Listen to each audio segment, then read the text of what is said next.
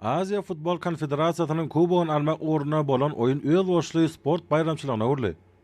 Türkmen halkynyň milli lideri, Türkmenistanyň halk maslahatynyň başlygy Gahrman Arkadamyň taýsy tagarlary bilen binýat bolan Arkadaş Şegerniň ady bir futbol topary mihmançylykda Özbegistanyň Andijon topary bilen duşdy. Oyun hünärmenlerde, tälimçilerde uly gyzyklanma döretdi. Futbolçylar biri-birleriniň dergüderlerine ençemek hüjümler etdiler. Oyunun birinci yarımında toparların hiç birine hasa başmak başartmadı.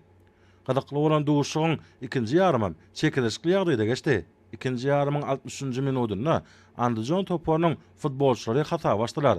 Bu ýagdaý oyunyň depkinini peseltmedi. Birinji geçirilen gollan kän wagt geçmäke, ýagny ikinji yarımyň 62-nji minutunda arkada futbol toparynyň futbolçylary hasaby izlerlik bilen diňleme başardylar. Çeýrekde Aziya Futbol Konfederatsiýasynyň kubogyny almak uğruna bolan halkara duşugy bir hasabyna deňmeden tamamlandy.